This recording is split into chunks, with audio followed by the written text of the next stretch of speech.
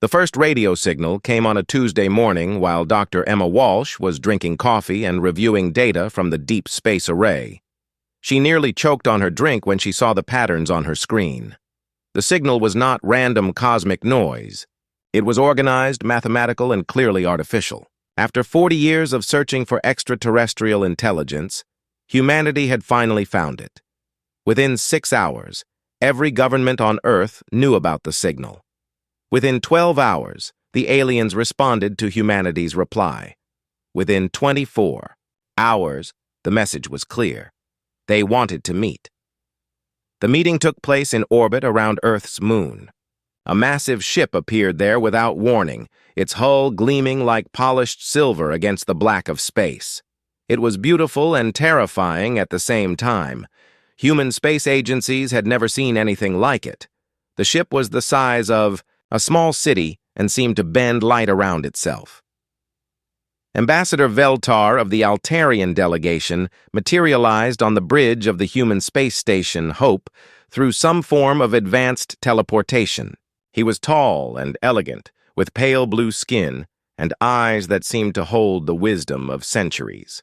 His voice was smooth and cultured when he spoke through the translation device he carried. "Greetings, people of Earth," Veltar said, with what might have been a smile. "We represent the Galactic Council, a union of over 2,000 civilized worlds. We have been watching your species for some time now. You have reached a point in your development where you can no longer be ignored." Admiral Cross stood at attention in his dress uniform, representing the United Earth Defense Fleet. Beside him were President Martinez of the Global Union, Secretary General Kim of the United Nations, and a dozen other world leaders who had been hastily assembled for this historic moment. None of them had slept in the past 2 days. "We are honored by your visit," President Martinez replied carefully. "We have many questions about your civilization and the galaxy we apparently share." Veltar nodded graciously. "Of course you do. Your species shows great promise, though you are still quite young by galactic standards. Your technology is primitive but functional. Your social structures are chaotic but evolving. Most importantly, you have achieved faster-than-light communication, which marks your entry into the galactic community." The alien's words were polite, but there was something condescending in his tone that made Admiral Cross frown. It was the way adults talk to children who had just learned to tie their shoes. "However," Veltar continued, "the galaxy is a dangerous place. There are hostile forces that prey on young civilizations like yours. The Ravager fleets strip worlds of resources and enslave populations. The Shadow Collective corrupts governments from within. The Void Hunters consume entire star systems. Without proper protection, humanity would not survive its first century in galactic space." Secretary General Kim leaned forward. "What kind of protection are you offering?" "Full membership in the Galactic Council's protection program," Veltar announced. "We will station defense fleets in your system.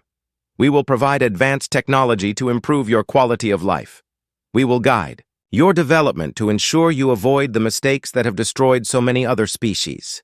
Dr. Walsh, who had been invited as the scientist who first detected the signal, felt a chill run down her spine.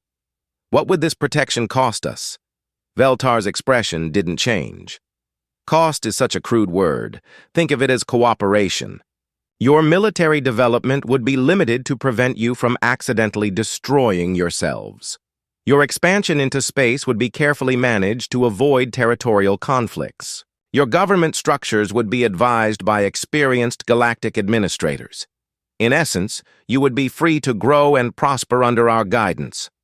Admiral Cross stepped forward. "You're talking about making Earth a protectorate." "Such an ugly term," Veltar replied smoothly. "We prefer to think of it as guardianship. Many species have thrived under similar arrangements. The Kepler colonies have enjoyed 3 centuries of peace and prosperity. The Centauri Republic has eliminated poverty and disease. The benefits far outweigh any minor restrictions on autonomy." President Martinez exchanged glances with the other world leaders. The offer was tempting. humanity's first contact with alien civilization, and they were being offered protection and advanced technology. It seemed almost too good to be true. How long would this arrangement last? Asked Chancellor Weber of the European Federation. Until your species has matured sufficiently to handle full independence, Veltar explained. Usually between 500 and 1,000 of your Earth years, depending on how quickly you adapt to galactic standards. The human delegates tried to hide their shock. 500 years of alien oversight. 20 to 40 generations of humanity growing up under alien guidance. It was not the partnership they had imagined when they first dreamed of meeting other intelligent species. Dr. Walsh noticed something interesting. Every time one of the human leaders asked a pointed question about the restrictions, Veltar's elegant composure flickered slightly. There was nervousness beneath his polished diplomatic exterior. "What about the species that don't accept protection?" she asked quietly. For the first time, Veltar hesitated. Unfortunately, some young civilizations are too proud or too aggressive to accept guidance. They usually destroy themselves or are destroyed by the hostile forces we mentioned. It is always tragic when potential is wasted. Admiral Cross felt his jaw tighten. "You mean they're conquered or eliminated?" "The galaxy has rules, Admiral," Veltar replied. "Civilizations that cannot follow those rules tend not to survive long. We are offering humanity a chance to avoid that fate." The meeting continued for hours. The aliens presented detailed plans for Earth's integration into galactic society. They showed holographic displays of beautiful worlds where protected species lived in harmony. They shared statistics about the dangers that lurked in unprotected space. They painted a picture of a universe where humanity could thrive, as long as they accepted their place in the galactic order. But the more they talked, the more uncomfortable the human delegates became. Every benefit came with restrictions. Every gift came with conditions. Every promise came with the implicit threat of what would happen to species that didn't cooperate. President Martinez finally called for a recess. As the human delegation huddled, together in a side chamber, the weight of the decision pressed down on them. "They're offering us a cage," Admiral Cross said bluntly. "A very nice cage with all the amenities, but still a cage." "But look at the alternative," President Martinez replied. "If what they're saying about the galaxy is true, we might not survive without their protection." Dr. Walsh had been quiet during most of the meeting, but now she spoke up. "Did anyone else notice how nervous he got when we asked certain questions? I think there's something they're not telling us about why they want to protect us." The debate continued, but Earth's leaders knew they were facing an impossible choice: accept protection and lose their freedom, or refuse and face unknown dangers in a hostile galaxy. What they didn't know was that their decision would change everything, not just for humanity, but for the entire galactic community that thought they had humans figured out. The negotiations resumed 3 days later in a different location. This time, the meeting took place aboard the alien vessel itself, a gesture that was supposed to show trust, but felt more like a demonstration of power. The ship's interior was vast and gleaming, with corridors that seemed to stretch forever and ceilings that disappeared into soft, glowing mists. Earth's delegation walked through hallways filled with representatives from dozens of alien species. There were tall, crystalline beings that chimed like wind chimes when they moved. There were small, furry creatures with 6 arms and knowing eyes. There were beings made of what looked like living metal, and others that seemed to be composed entirely of shifting light patterns. Dr. Walsh found herself staring at everything, her scientific mind racing to understand the technologies she was seeing. Gravity seemed to work differently here. The air tasted cleaner than anything she had ever breathed. The walls themselves seemed alive, responding to touch and thought. But Admiral Cross was not impressed by the display. He had spent his career studying military tactics and recognizing power plays. Everything about this ship was designed to make humans feel small and primitive. The message was clear. Look at what we can do. Look at how advanced we are. Look at how much you need us. The formal negotiation chamber was a circular room with no visible walls, just a gentle curve that seemed to extend into infinity. Ambassador. Veltar was waiting for them, along with several other aliens who were introduced as representatives from the Council's military and scientific branches. "Have you reached a decision regarding our protection offer?" Veltar asked as the humans took their seats around a table that materialized from thin air. President Martinez cleared her throat. "We have discussed the matter extensively. While we appreciate the generous nature of your offer, we have some concerns about the terms." A ripple of something that might have been annoyance passed across Veltar's elegant features. "Concerns? The restrictions on our military development seem quite extensive," Admiral Cross said carefully. "And the oversight of our expansion into space would essentially halt our exploration programs." "These limitations are for your own safety," replied General Kex, a reptilian being with scales that shifted color as he spoke. "Young species often overextend themselves and create conflicts they cannot resolve." Dr. Walsh leaned forward. "Could you give us some examples of these dangers you keep mentioning? We'd like to understand exactly what threats we'd be protected from." The aliens exchanged glances. It was a subtle thing, but she had learned to read their expressions over the past few days. There was definitely something they weren't saying. "The galaxy contains many hostile forces," Veltar replied. "Pirates, raiders, aggressive empires, species that have chosen the path of conquest rather than cooperation." "But surely," Admiral Cross said slowly, "if we're going to accept protection, we should understand what we're being protected from. In fact, it might be helpful if we could see these threats firsthand." The chamber fell silent. Every alien representative seemed to freeze for a moment. "See them?" General Kex's scales shifted to a darker shade. "That would be extremely dangerous." "Not directly engage them," Admiral Cross clarified. "Just observe. Send one of our ships along with one of your patrols. Let us see what we're dealing with. After all, if we're going to be part of the galactic community, shouldn't we understand how it works?" Dr. Walsh watched the aliens' reactions with growing interest.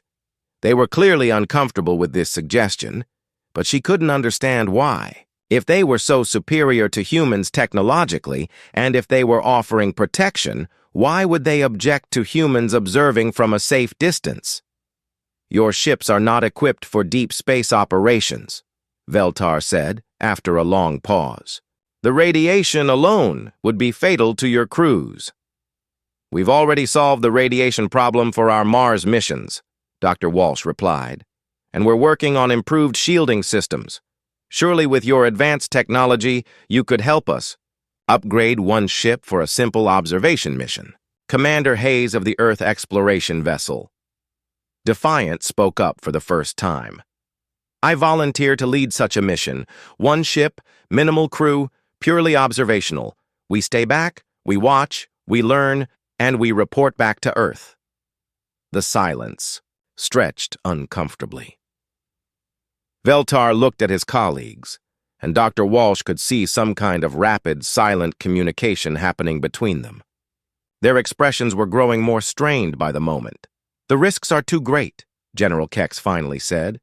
"Your species is not ready for such exposure." "Ready for what?" Admiral Cross asked sharply. "To see pirates? To observe military operations? You've told us the galaxy is dangerous, and you've offered to protect us from these dangers.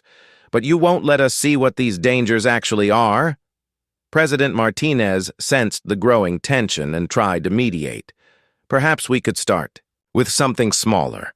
A visit to one of these peaceful, protected worlds you mentioned. Let us see how the protection system works." "That would require extensive preparation," Veltar replied quickly. "Quarantine protocols, cultural briefings, safety measures. It would take months to arrange." Dr. Walsh was becoming more suspicious by the minute. "Ambassador, with respect, You've shown us recordings of these worlds. You've told us about the protection system. If it's as safe and beneficial as you claim, why all these delays and restrictions? Because, Commander Hayes said quietly, you don't want us to see something. The question is what? The alien delegation shifted uncomfortably. General Kex's scales were now a deep, angry red. You are questioning our motives? We're trying to understand them, Admiral Cross replied. You approach us with an offer of protection.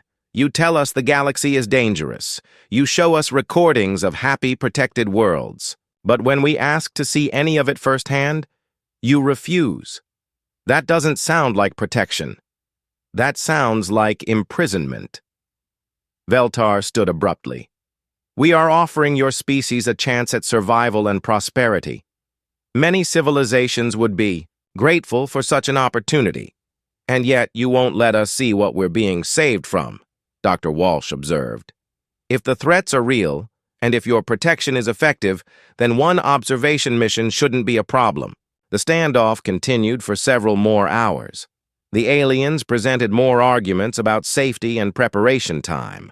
The humans pressed for concrete evidence of the threats and the effectiveness of the protection system. Neither side was willing to back down. Finally, as the meeting was about to break up in failure, Commander Hayes made a statement that changed everything. One ship, he said firmly. One crew of volunteers. We'll sign any waivers you want. We'll accept full responsibility for our safety. We'll follow your tactical instructions to the letter. But we will see what's out there before we agree to give up our freedom. Veltar looked trapped. To refuse would essentially admit that the protection offer was not what it seemed. To agree would mean allowing humans to see something that the Galactic Council clearly didn't want them to see. After another long, silent conference with his colleagues, Veltar finally nodded reluctantly. Very well.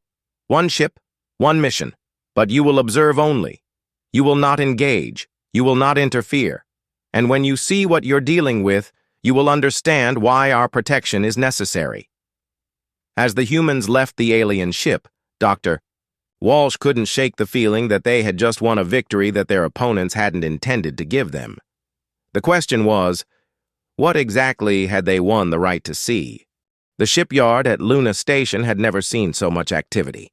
Engineers from every Earth nation worked around the clock to prepare the UES Harbinger for its historic mission. The ship itself was humanity's most advanced military vessel, though, by galactic standards, it would probably be considered a primitive curiosity. Captain Reed walked the length of his ship's hull one last time before departure, checking systems and talking to his crew. The Harbinger was not the biggest ship humans had ever built, but it was the toughest. Every system had backups, and every backup had alternatives. Human engineers had learned long ago that the best technology was the kind that kept working even when everything went wrong. Dr. Walsh watched from the observation deck as the final preparations were completed. She had fought hard to be included on this mission, arguing that a xenobiologist would be essential for understanding any alien life forms they encountered. The truth was, she was burning with curiosity about what the Galactic Council didn't want humans to see. Commander Hayes finished his pre-flight briefing with the crew of 200 volunteers. Every person aboard had signed extensive waivers and undergone months of training. They knew they might be flying into danger, but they also knew they were making history. The Harbinger's departure was broadcast live across Earth. Millions of people watched as the ship's fusion engines ignited and pushed it away from Luna Station. It didn't look like much compared to the elegant alien vessels, but it represented something important. Humanity's refusal to accept protection without understanding what they were being protected from. The journey to the rendezvous point took 3 weeks.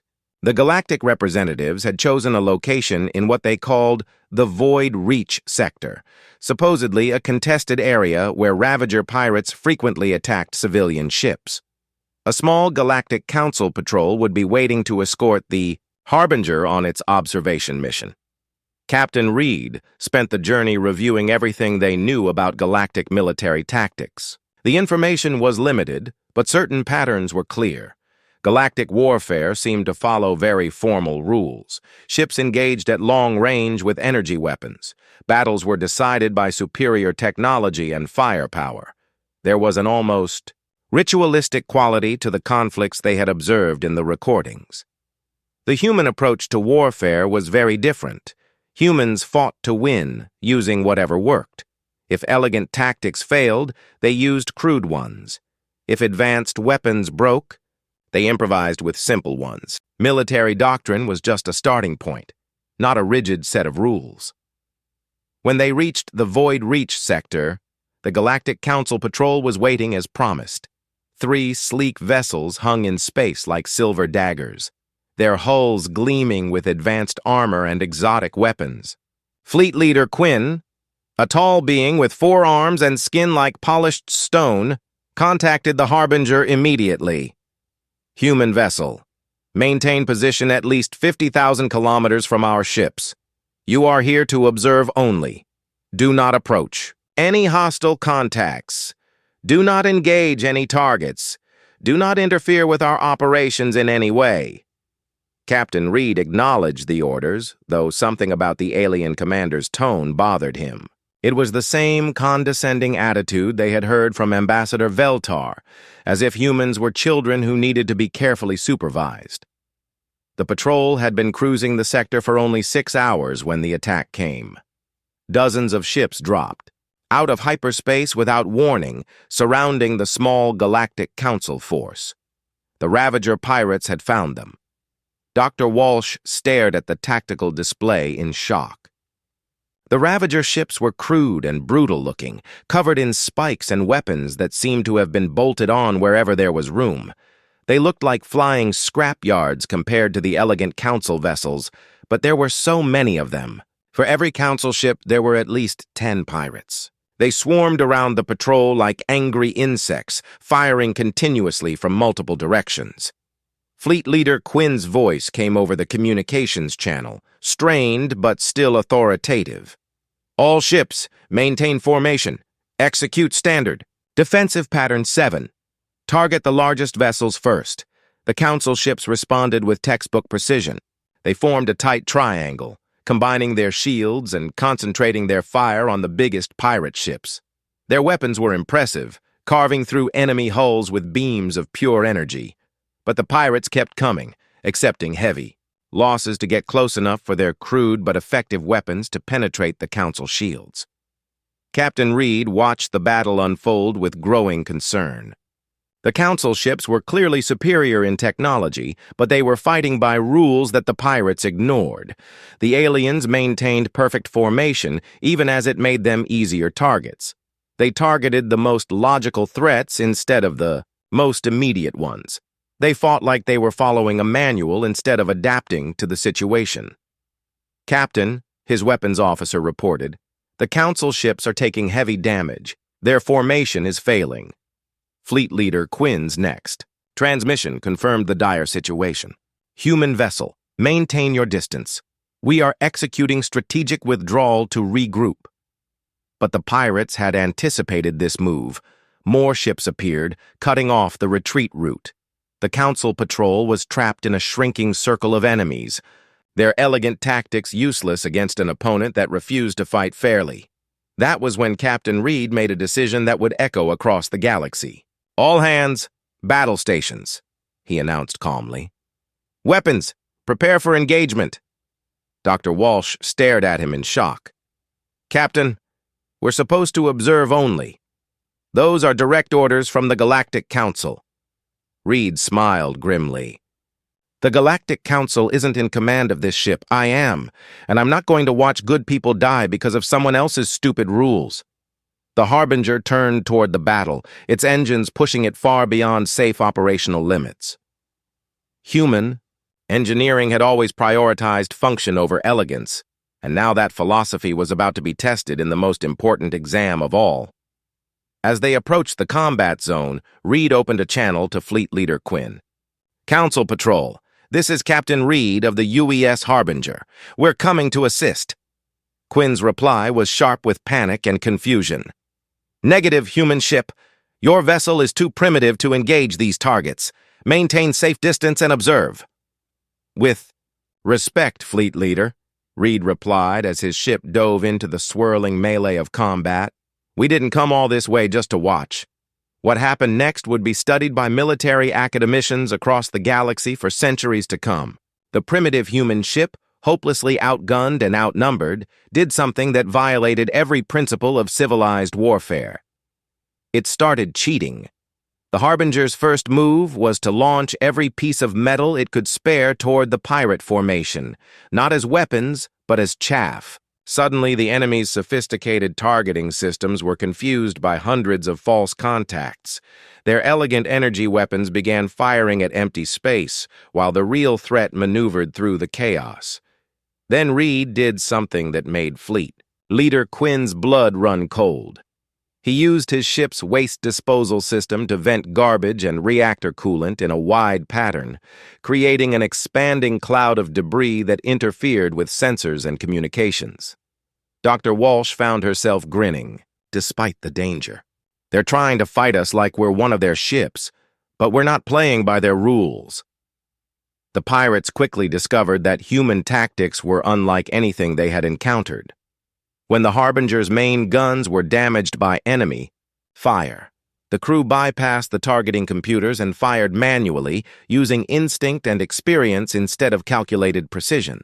When their missiles ran out, they improvised warheads from mining charges and maintenance equipment. But the most shocking moment came when Captain Reed ordered the ship's fusion reactor pushed beyond all safety limits, then used the resulting energy surge to overload their shield generators in a directed burst. The electromagnetic pulse that resulted disabled a dozen pirate ships and cleared a path for the battered council vessels to escape. As the surviving pirates fled in confusion, Fleet Leader Quinn's voice came over the communications channel, filled with an emotion that sounded very much like awe. "Human ship, what did you just do?"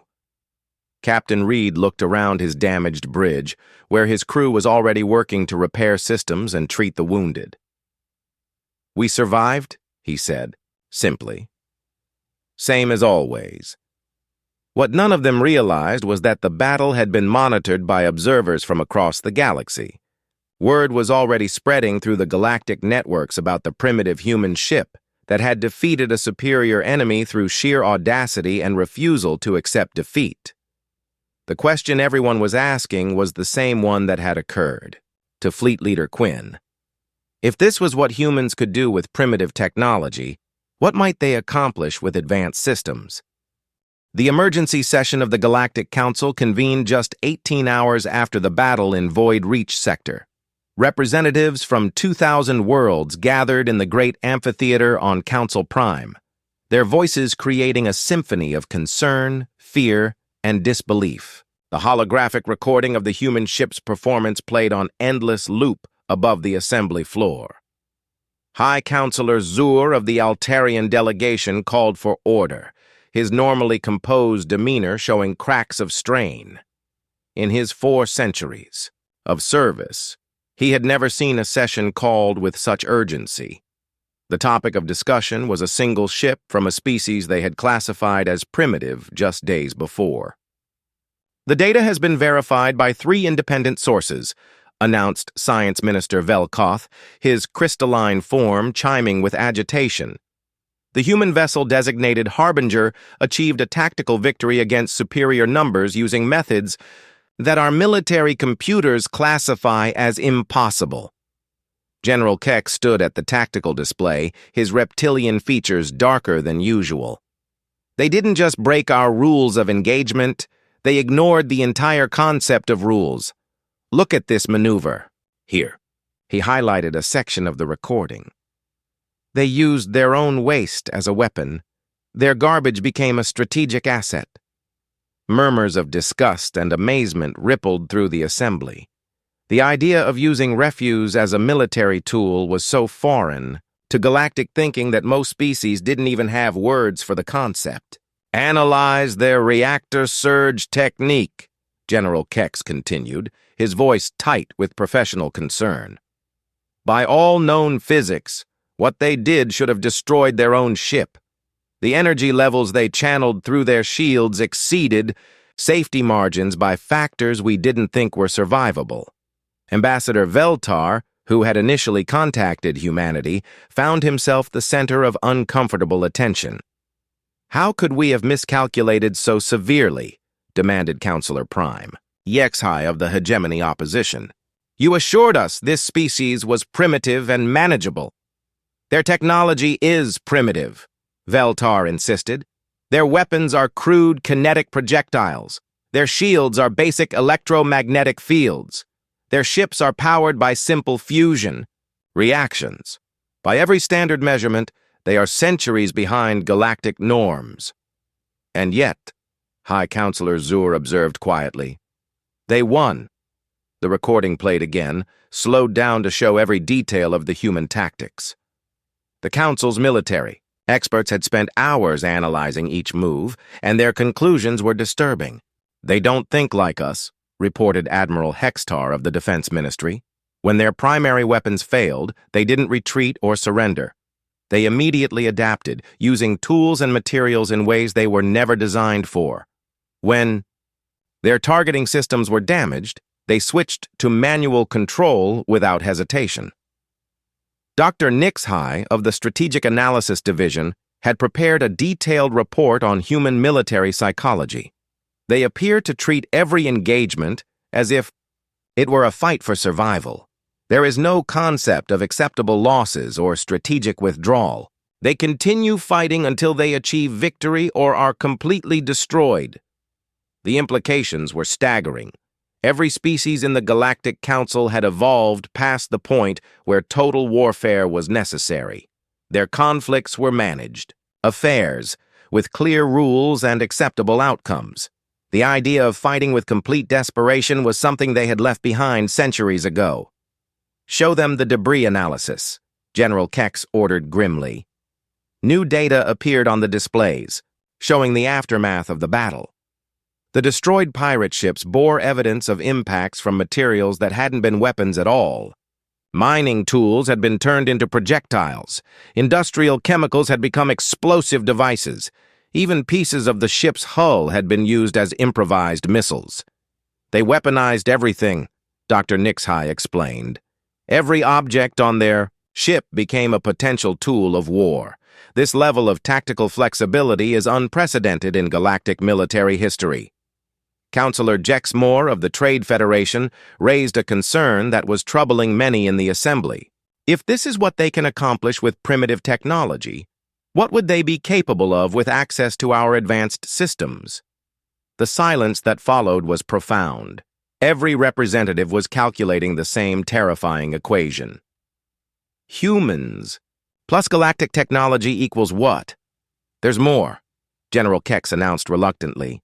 "The pirates they defeated were not ordinary raiders. Intelligence reports indicate they were Ravager shock troops, elite units that have successfully engaged our best military vessels. The humans didn't just win a minor skirmish. They defeated forces that have been a serious threat to the Council for decades." The recording shifted to show Fleet Leader Quinn's tactical assessment. "The human captain demonstrated command capabilities that our academies don't teach," the report stated. "He anticipated enemy moves, adapted to changing conditions, and coordinated his crew's actions with a flexibility that suggests extensive combat experience. Yet intelligence indicates this was their first major space battle." Ambassador Veltar was looking increasingly uncomfortable as the session continued. The protection offer he had presented to humanity was based on the assumption that they were a typical young species in need of guidance and control. That assumption was proving catastrophically wrong. "What do we know about their military background?" asked High Counselor Zur. The answer came from Intelligence Director Zixnall, whose shape-shifting form rippled with nervous energy. "Extensive analysis of their historical records reveals a species that has been in constant warfare for most of their existence. They have developed military tactics through thousands of years of conflict with their own kind. Every advancement, in their technology has been paralleled by advancement in their weapons systems. They're a warrior species, General Kex concluded. Not like the Corvani or the hegemony forces who fight for territory or resources. Humans fight because it's what they do. It's how they solve problems. Dr. Nixhigh added another disturbing observation. Their casualty reports from the engagement show something remarkable. Despite taking significant damage and injuries, crew morale remained high throughout the battle. They appear to actually thrive under combat conditions. The recording played one more time, focusing on Captain Reed's final transmission to Fleet Leader Quinn. His calm statement, "We survived, same as always," revealed an attitude that chilled the council representatives. For humans, victory in impossible odds wasn't extraordinary. It was routine. The question before us, High Counselor Zur stated formally, is what we do with this information. The protection treaty with Earth assumes they need our guidance and control. The evidence suggests they might be beyond our ability to control. Counselor Prime. Yaxhai stood to address the assembly. The hegemony has monitored this species for some time. We believe they represent a significant destabilizing force in galactic politics.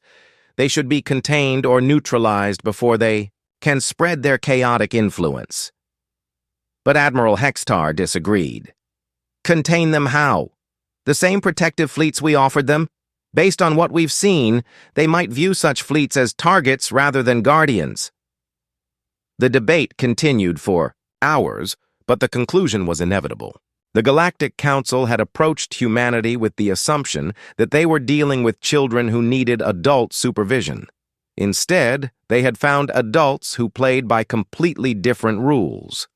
We need to reconsider our entire relationship with this species, High Counselor Zur announced. The protection treaty is clearly inadequate for the situation we face. As the session adjourned, representatives hurried to contact their home governments. The news spreading across the galactic networks was already causing panic in some quarters and excitement in others. The humans, who had been nobody special just days before, were now the subject of urgent military and political analysis throughout known space. The most disturbing realization was that they had only seen one ship. Earth had an entire fleet of vessels like the Harbinger and a population of billions who thought like Captain Reed. The galaxy was about to become a much more interesting place.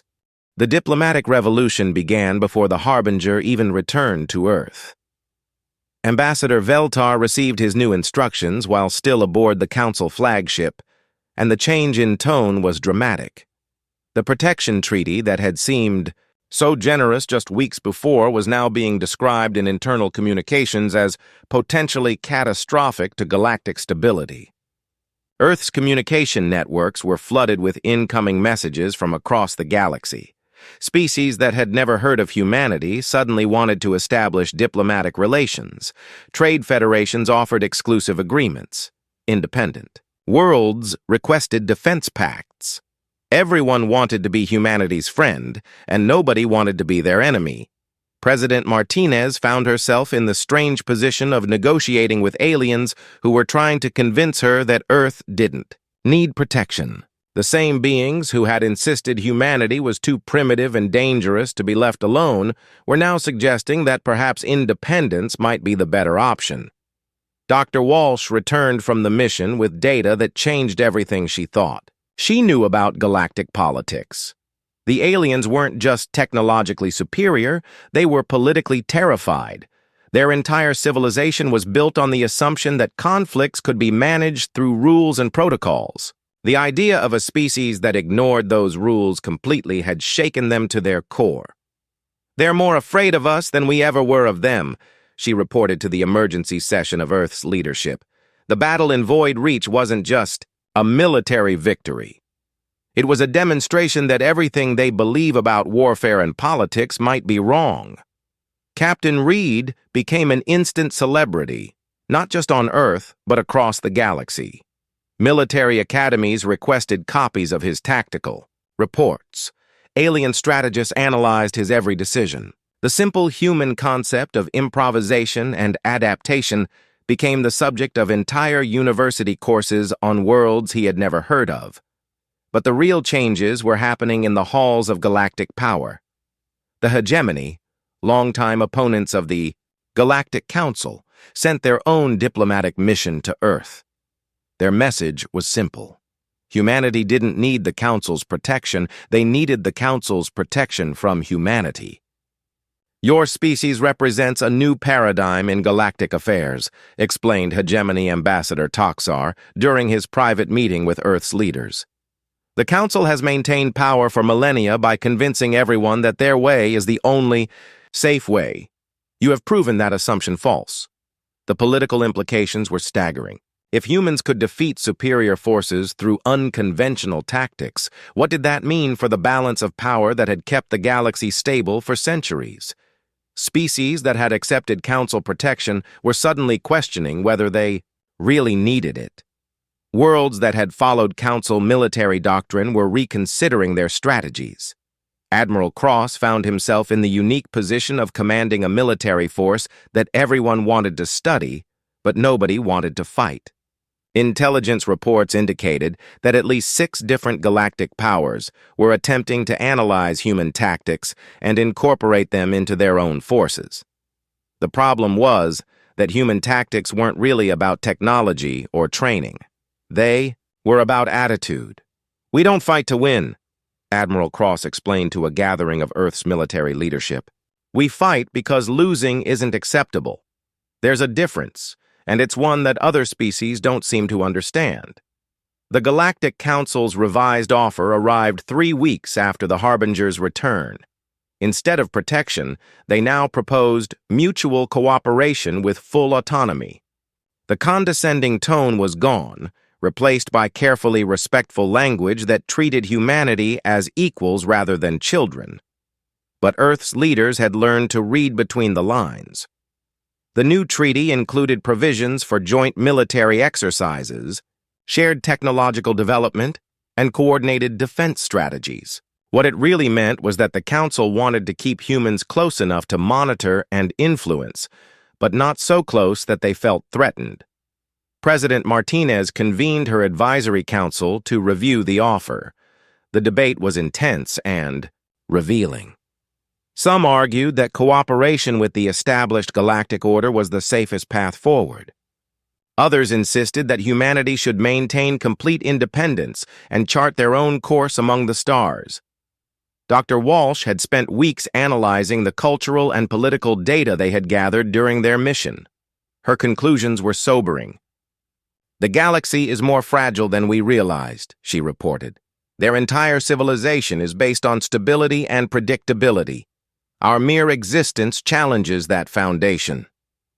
Commander Hayes, fresh from his observation mission, provided the military perspective. "They're not weak, but they're inflexible. Every species we encountered fights the same way, thinks the same way, solves problems the same way. They've achieved peace through conformity, but they've also stagnated." The turning point came when Earth received a message from an unexpected source. The Independent Worlds Alliance, a coalition of species that had rejected Council membership, sent their own diplomatic mission. Their offer was radically different from anything the major powers had proposed. "We don't want to control you or protect you," explained Ambassador Nira of the Alliance. "We want to learn from you. Your approach to problem solving, your tactical flexibility, your refusal to accept defeat. These are qualities that the galaxy needs." The Alliance proposal was simple. Complete independence with voluntary cooperation. No restrictions on military development, no oversight of expansion, no guidance on government structure. In exchange, humanity would share their tactical innovations and serve as a counterbalance to both the Council and the hegemony. But before Earth could respond to any of the offers, events in the galaxy took an unexpected turn. The Ravager pirates, stung by their defeat at human hands, launched a massive offensive against Council territories. Their tactics had changed, incorporating lessons learned from their encounter with the Harbinger. The pirates no longer followed predictable attack patterns. They used improvised weapons and unconventional strategies. They fought with the desperation of cornered animals rather than the calculated precision of professional military forces. In short, they had learned to fight like humans. The results were devastating for the Council forces. Fleets that had maintained order for centuries found themselves outmaneuvered by enemies who refused to play by the rules. Star systems that had been secure for generations fell to pirate raids that ignored every principle of civilized warfare. The emergency request for assistance arrived at Earth less than 2 months after the original protection offer. The Galactic Council, which had wanted to guide humanity's development, now needed humanity to save them from enemies who had learned to think like humans. Admiral Cross read the request with grim amusement. They want us to clean up a mess that we accidentally created by showing the pirates how effective our tactics can be. President Martinez faced a decision that would define humanity's role in galactic affairs. Accept the Council's request and become the galaxy's military problem solvers, or refuse and watch the established order collapse under the weight of its own rigidity. The choice was made easier by reports from the front lines. The pirates weren't just using human tactics, they were using them badly. They had copied the methods without understanding the mindset. They fought with human aggression but without human discipline. They improvised without the engineering knowledge to make their improvisations work reliably. They're dangerous because they're unpredictable, Commander Hayes observed after reviewing the battle reports. But they're not truly effective because they don't understand why our tactics work. Earth's response surprised everyone, including themselves. Instead of sending military forces, they sent teachers. Human military advisors were dispatched to Council worlds, not to fight the pirates, but to train Council forces in adaptive tactics. The goal wasn't to turn aliens into humans, but to help them develop their own flexible approaches to warfare. The results were remarkable. Council forces that had been devastated by pirate raids began winning decisive victories. But more importantly, they began developing new strategies that combined their technological advantages with human tactical flexibility. The galaxy's military thinking evolved in months rather than centuries. 6 months after the Harbinger's historic mission, Ambassador Veltar returned to Earth for the final treaty negotiations. The being who had once offered protection to a primitive species now found himself negotiating with the galaxy's newest power. "Your species has changed everything," he admitted during the private session with Earth's leaders. "The Council, the hegemony, the independent worlds, even the pirates. Everyone thinks differently now because of you." The final treaty was unlike anything in galactic history. Humanity received full independence and recognition as a major power. In exchange, they agreed to serve as military advisors and tactical consultants to any species that requested assistance. They would be the galaxy's problem solvers, the ones called in when conventional solutions failed. Dr. Walsh looked out at the stars from the observation deck of the newly constructed Earth diplomatic station. Humanity had achieved something unprecedented. They had become indispensable to a galaxy that had initially seen them as expendable. "We never did get that protection," she mused to Admiral Cross, who was reviewing reports from human advisors stationed across known space. He smiled. "No, but we gave them something better. We gave them the ability to protect themselves." The Earth Protection Treaty that had started it all was quietly forgotten. Instead of being sheltered by the galaxy, humanity had become the galaxy's shelter. The species that had been offered a cage had instead given everyone else the keys to their own freedom. And in the depths of space, new human exploration vessels continued to push into the unknown, carrying with them the lesson that had changed galactic civilization. Sometimes the best way to solve an impossible problem is to refuse to accept that it's impossible. The galaxy was no longer the same, and that was exactly how humanity liked it.